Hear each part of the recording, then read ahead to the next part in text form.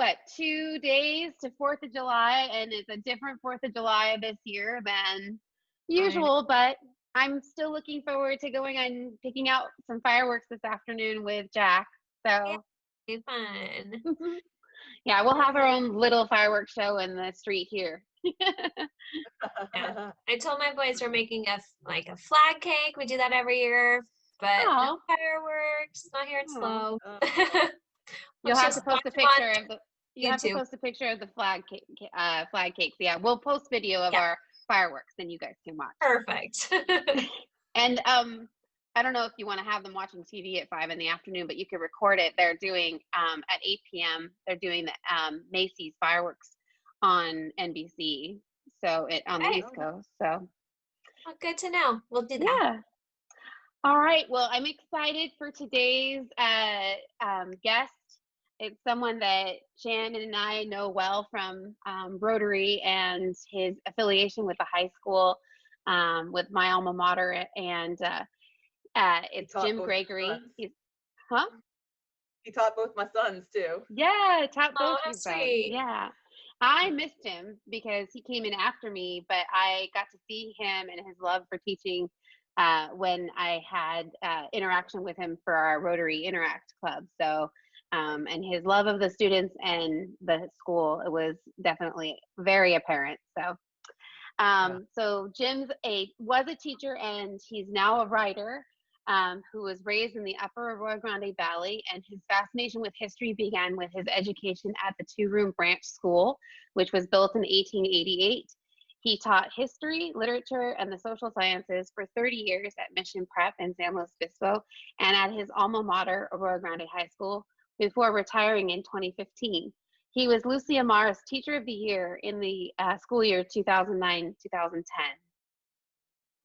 Since retiring, he's written 5 books: World War II, Arroyo Grande, Patriot Graves, Discovering a California Town's Civil War Heritage, San Luis Obispo County Outlaws, Desperados, Vigilantes and Bootleggers, Central Coast Aviators in World War II, and an essay collection, Will This Be on the Test? Patriot Graves, Outlaws, and Aviators have all won National Book Awards. He lives in Arroyo Grande with his wife, Elizabeth, a teacher and campus minister at St. Joseph High School in Santa Maria. His sons, John and Thomas, 3 dogs, several cats, and a tortoise named Lucy. Well, let's welcome in Jim. My first question starting out is, I have to point out it's fairly unusual to meet another Central Coast native. So tell us a little bit about your memories of attending the two-room branch school and growing up in Arroyo Grande. Well, I have to confess, I'm not quite a native. I was born over the county line in Taft. Although according to my older brother, I was not actually born. My parents found me at the bottom of an oil derrick, evidently abandoned by gypsies, and they took pity on me. Anyway, that was my big brother's version of this story. But my father got a job as comptroller for Madonna Construction. And so we moved over to Arroyo Grande in the early 1950s, so that after I was either born or found abandoned by gypsies, whichever version you want to go with. We lived in the Fair Oak section, and then we moved out to Wasna Road near the Harris Bridge, which is at the corner of Lopez Drive in Wasna. And that was where I was able to start school at Branch Elementary, which was then I'll show you a picture of it in a little bit. It was a 2-room pink schoolhouse. We learned later that it was pink because that was the color of the asbestos shingles on the outside. Oh no. So, but it was built in 1888, and I think that, and along with my father, who was an accountant, but he was also a wonderful storyteller. That's where I really picked up my interest in history. It's kind of hard. It kind of rubs off on you by osmosis when you go to a school that was built in the 1880s. Yeah. So another contributing factor was that I was a kid during the centennial of the Civil War. And since I'm named for not one, but 2 Civil War soldiers, that kind of came as a natural interest too. And later I would be able to write a book about, we have nearly 60 Civil War veterans buried here in Arroyo Grande. So they had some pretty interesting life stories. Right. Wow. Very cool. Awesome. So 2020 has been a year of the history books for sure. Have you been writing anything inspired by the events of this year? Yeah, as a matter of fact, I wrote an article for the South County Historical Society Press about the 1918 flu and its impact on Arroyo Grande. I'll never know the exact number, but that there are at least 6 or 7 people in our cemetery that I know died of the flu. One of them was sadly a freshman at Cal.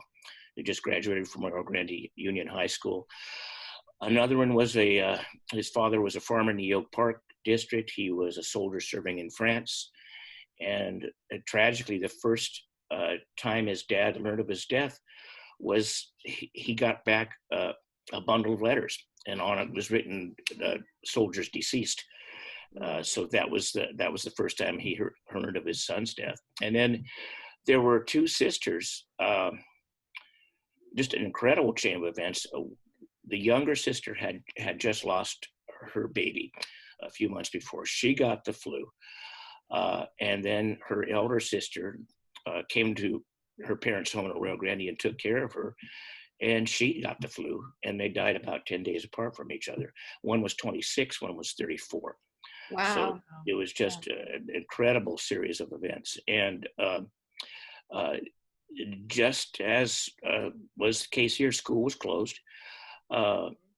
Churches were closed. The movies were just beginning to be popular. They were shown at Tanner's Hall, which is where City Hall is today, and teenagers were outraged because they couldn't go to the movies. But they reopened the schools the flu hit really hard in October, and it started to wane by November. They reopened the schools in December, and it came back. So school was only open for about a week, and then it closed again until February of 1919. So it came in waves, and both the Board of Supervisors and the Rio Grande City Council made the wearing of masks mandatory in public. And So many parallels. Wow. Yeah, Oh. you could be fined up to $100, and I looked it up. The equivalent today is $1,750 for not wearing your mask in public. So they were very strict about it. Poly had the same kind of sensation that Arroyo Grande schools did. They dismissed for an extended Christmas break until it kind of subsided. Then they came back in January, and darn if there wasn't another wave that hit. And Poly's total student body, I think, was 180 kids, and 4 students died in January. Goodness. Which Wow. had Yeah. a big effect. Wow. Well, that kind of leads right into Jordan's question. Yeah, you've been in education for years now. You're retired, but we were just curious how or what advice you could give to those that are in the education, or like students or administrators, teachers that are going through this right now. Or parents that are going to be homeschooling again, please. I know. My wife teaches at St. Joe, and she's teaches religion as a campus minister. And I retired just in time because watching her struggle with distance learning, teaching is hard work, period. You have to really be dedicated to it. But I've never seen anybody work as hard as Elizabeth has, and trying to not just communicate the lessons, but make sure the kids are keeping up, monitoring grades. And she also is in charge of service hours and things like that.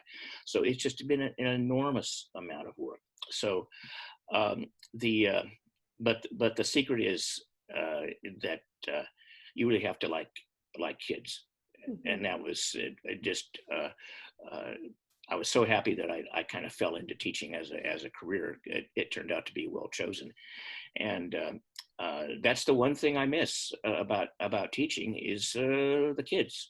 There's a lot of other things I don't miss, but that particular element I really do. So yeah, well, and I know that Elizabeth is like our teachers at my son's school at St. Pat's, that they really got robbed of that final quarter of the year, and you could see it all over their faces. And when they send videos getting ready for next year, you can see they're very wistful about hoping that they get to at least have some time with their students. So Teaching is really about human relationships, and the relationships that even if it's you in a classroom of 32 kids, the personal emotional connections that you make with those kids, that was something I always strove for in history. I didn't just want them to learn it, I wanted them to kind of feel it. And so the making that emotional connection is you can't do that over a computer. no. But you can in the classroom. So I miss that part too. Well, that leads us right into, we wanted to hear some of your amazing stories and history sound bites about how our little burg here in Rio Grande and the surrounding areas is connected to the world over the years. So Right. I'm going to turn it over to you and have you share your screen. Okay, let's see if I can get this rascal to work here. Here we go, and share, and here we are. So this will be a brief commercial announcement.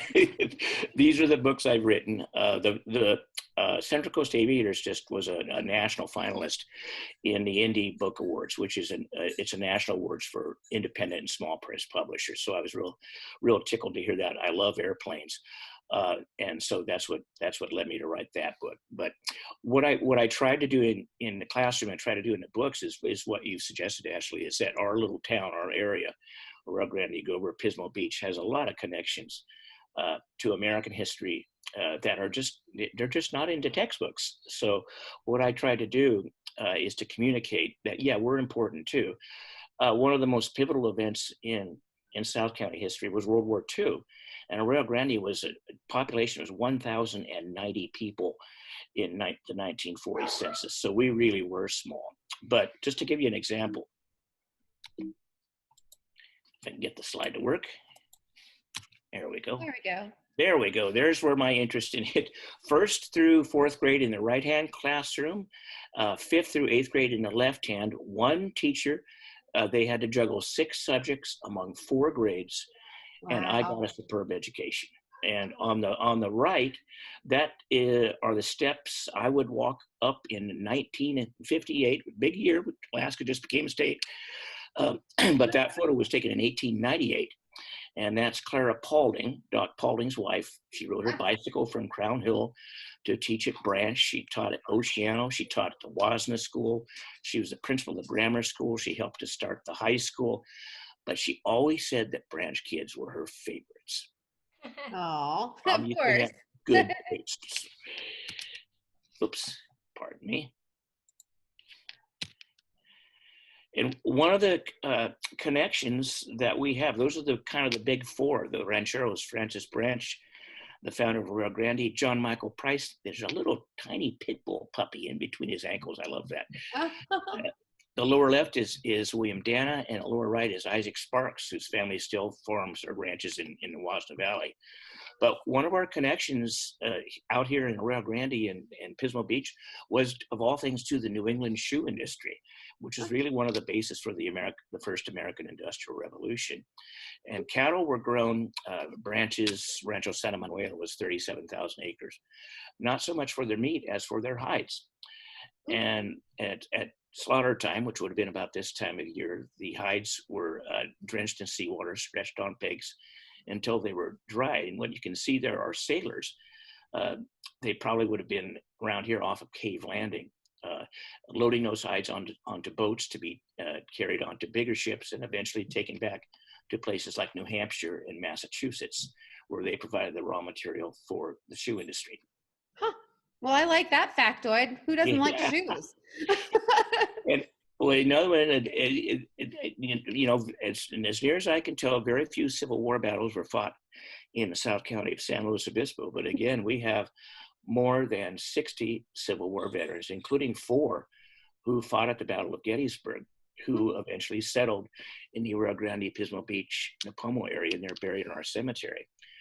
This cheerful looking fella here is Otis Smith. And on December 16th, 1864, he was part of an Ohio regiment that attacked Shies Hill at the Battle of Nashville. And that painting by Howard Pyle shows a Minnesota regiment that same day attacking the same hill. Well, Otis Smith seized that Confederate battle flag when he got to the top of the hill, which meant that he got into a pitch fight because regiments refused to surrender their flags without a fight. So it was not something to be taken lightly. So he secured that flag, which is today in a museum in Florida. And for that, he won the Medal of Honor. And next time folks go by the cemetery, if you look for a powder blue flag, that marks Otis Smith's final resting place. He never talked about it. He was a farmer in the upper Arroyo Grande Valley, and he belonged to the local veterans organization. But like most of these Americans who'd survived the Civil War, he didn't like to talk about his experiences.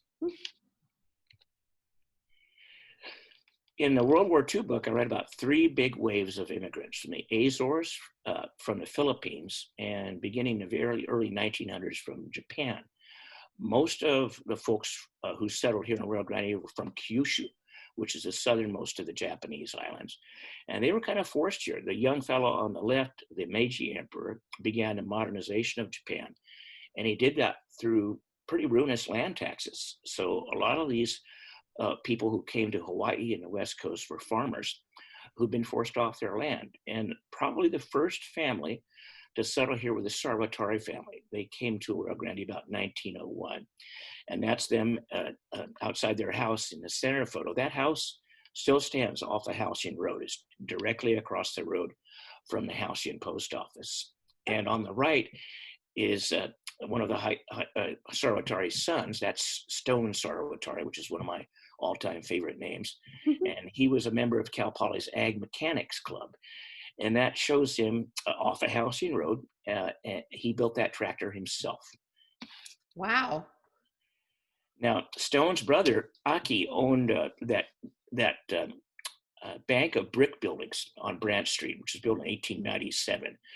Akis Grocery Store would have been right next to today's meat market. And I found this advertisement, and I love the prices. And then World War II was such an incredible turning point because, to me, the central tragic event in South County history was the internment of Japanese American citizens. I found this in April of 1942. They were taken away at the end of April. This was a note from Mr. Sarvatari thanking his customers for their service. They went first to the Tulare County Fairgrounds, and then they were transferred to the Gila River Internment Center. And for the first 30 days they were there, the temperature was at or above 109 degrees for 27 of the 30 days. Goodness. So just an incredible change from living in Arroyo Grande. Yeah. Many of them would serve in the military, including Haru Hayashi, who was a member of the 442nd Regimental Combat Team, was a heavy machine gun instructor. Sadami Fujita was a local farm worker who was killed in the Vosges Mountains of France in October of 1944, won a Bronze Star, and they saved a young Texas National Guard unit, mostly made up of 19-year-old draftees. And so technically, Haru and Sadami are honorary Texans. The governor of Texas in 1961 said all Japanese American soldiers who participated, members of the 442nd, they are for all time Texans. This is Harriet Quimby, who wrote, she was a journalist and a flyer, known for her plum-colored flying suit. She wrote an autobiography in which she said she was born in Arroyo Grande, California, which is not true. She was born in Michigan. Her family did live here for a while. She also, in her autobiography, managed something I wish I could do. She lost a decade in age. So she was kind of a creative writer, but she was a superb aviator. And she was the first woman to fly across the English Channel. Unfortunately, she had a lousy sense of timing. She did that on the same day Titanic sank. So Titanic made all the front pages, and Harriet Quimby was, somewhere on page 24. So that was in April of 1912, and tragically in July, this is the last photograph taken of her. Her plane would crash into Boston Harbor, kill her and her passenger. Very risky business.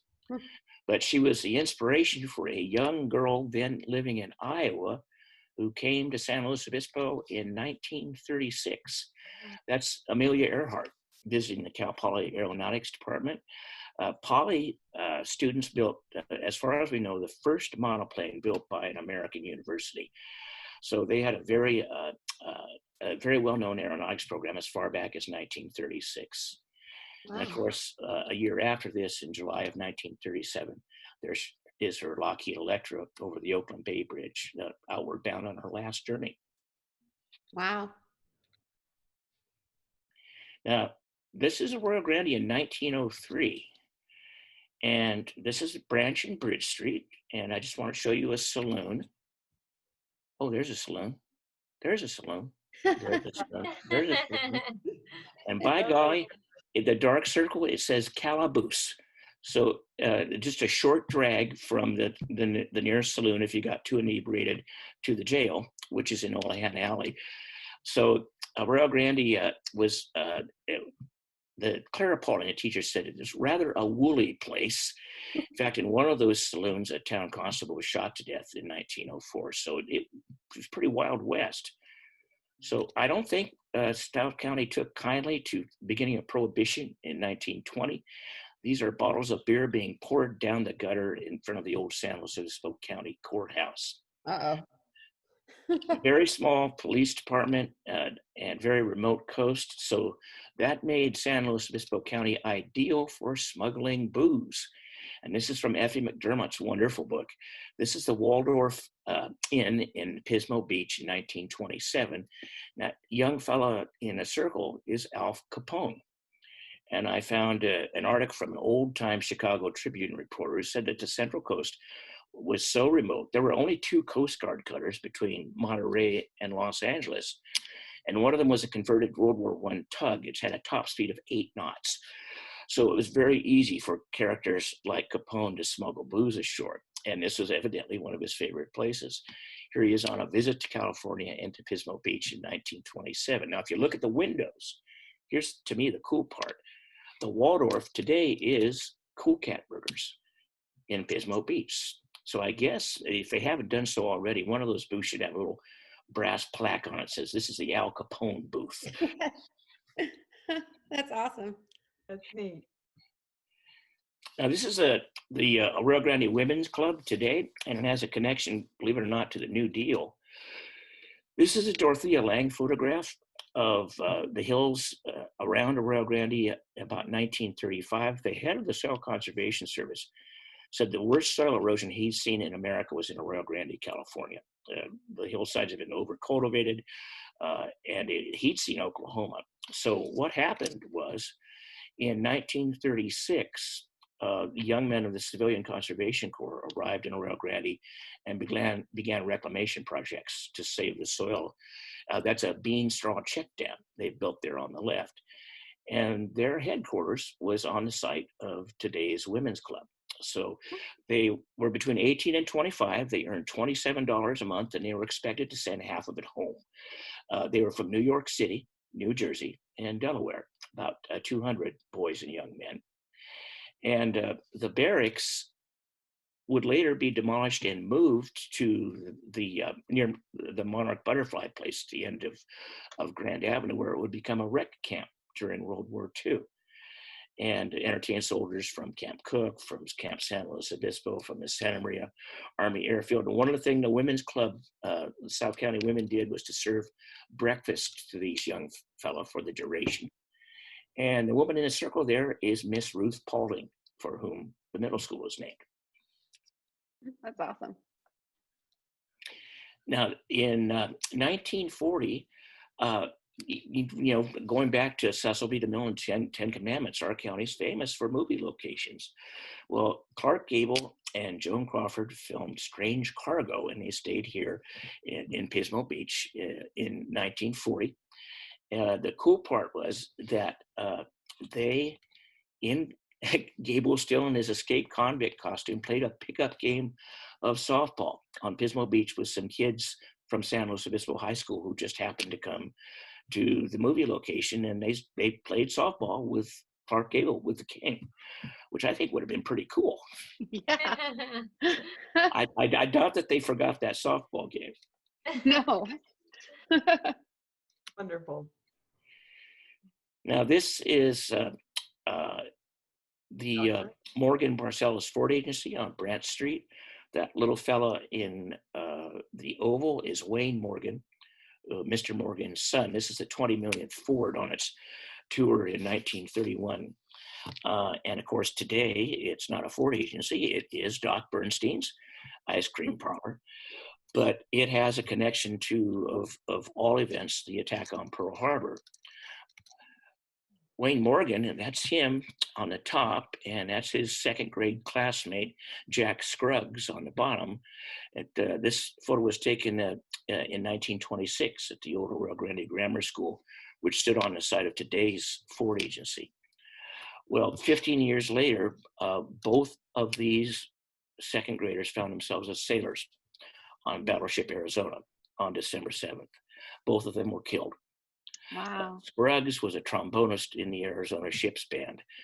And this photograph, which is taken from a Japanese airplane, it shows the exact moment of Jack Scruggs' death.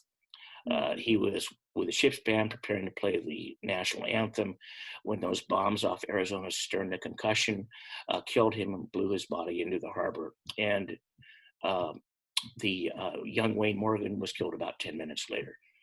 So the odds against having two young men from the same little town in California on the same battleship just must be astronomical. But there were 20 sets of brothers killed on Arizona. Wow. Now that on the left-hand photograph, that handsome young fellow, second from the left, was named Art Human. And he was a member of the 101st Airborne Division. And those are some paratroopers preparing to head for Normandy early morning on D-Day. And Art was one of them. He survived his jump into Normandy, and he fought until the end of World War II. And for his 23rd birthday present, he was ordered into the Belgian town of Bastogne during the coldest winter in Europe in 30 years. The 101st were told, guys, you're going to be here for 3 days tops to stop German advance in what would become known as the Battle of the Bulge. They were there for 2 months. It was incredibly cold, but Human survived. In fact, he was such a good soldier that his commanding officer promoted him to sergeant, and his commanding officer was played by a British actor, Damian Lewis, in the miniseries Band of Brothers, which is based on a book by Stephen Ambrose. So Art Human of Arroyo Grande, California, was a member of the Band of Brothers. Huh. Wow. Cool.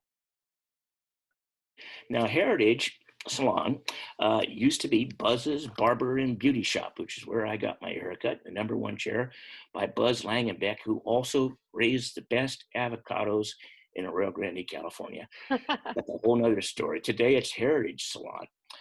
But I met a man who was getting his haircut in 1959 by Kelly, who was in chair #2. And a stranger came in, got down in Buzz's chair. They had a chat. The guy had a goatee, which in 1959 meant you were potentially either a beatnik or a communist or both. But he paid Buzz his $1.75 and went out to get something to eat. And then my friend, who was getting his hair cut in the second chair, he got his hair cut. He went outside and he saw this big green pickup parked on Branch Street with a camper shell. And in the cab of the pickup, there was this big, handsome French poodle. Well, come to find out, the guy who had just gotten his haircut would win the Nobel Prize for Literature. It was John Steinbeck, and the poodle was named Charlie. Oh. So that was probably on the last leg of Steinbeck's. He was probably on his way back to Salinas, or actually probably by then lived in near Monterey. Wanted to get a haircut before he got back home and finished writing his book. That's great. So our little encounter with a Nobel Prize winner. So those are just a few of the stories. But again, the idea is we're not so insignificant as we might think we are. Where we live is very important, not just to us, but to the mainstream of American history. That's true. It's amazing. And I'm so glad that you're here to keep track and unearth all of these stories, because they're every time I hear you speak, I learn something new, and it's always fantastic. Well, So thank you very much. And, I hope next to they're interested in something called Hidden History of Arroyo Grande, and so many of the homes and storefronts in Old Arroyo have some incredible stories behind them. So who knows, that might be my next project. that's Very awesome. Well, thank you so awesome. much, Jim, for coming on today. We really appreciate it and Okay. sharing with us all of this. And we hope people will pick up your books, because I have at least 2 of them, and we enjoy them so much. Okay, that sounds good. Just in case the people forget, they're also available on Amazon, and there's a Red House on Beach Street in Arroyo Grande. You can stop by and ask me for one. Okay. All sounds right. good. Awesome. Thank you so Okay. much. All right. We'll see you soon, Jim. Okay, thanks everybody. Bye. Thank you. Jim, can I ask you a question real quick? Oh, wait. Yeah. Is it okay Sorry, if I ask him a question? Yep. Go ahead. Yeah, go ahead. Okay. A friend of mine told me about a book yesterday. I have pretty much I think I have all your books. But a friend told me about another book. It's called According to Madge. Do you have any idea where I can get that from? Yeah, you can get the South County Historical Society has some copies. Okay. Okay. She's terrific. She is not fond of the New Deal. Okay. Not a big Franklin Roosevelt fan. Okay. Okay. He was telling me about I told him I was going to be talking to you over, and he says, Yeah, I recommend Madge's book. Okay, good. Okay. Okay. Thank you. Thank Bye-bye. you. Bye-bye. Bye. This is Ashlea Boyer. Jordan Hamm And Shannon Bowdey with the Pismo Beach Homes team.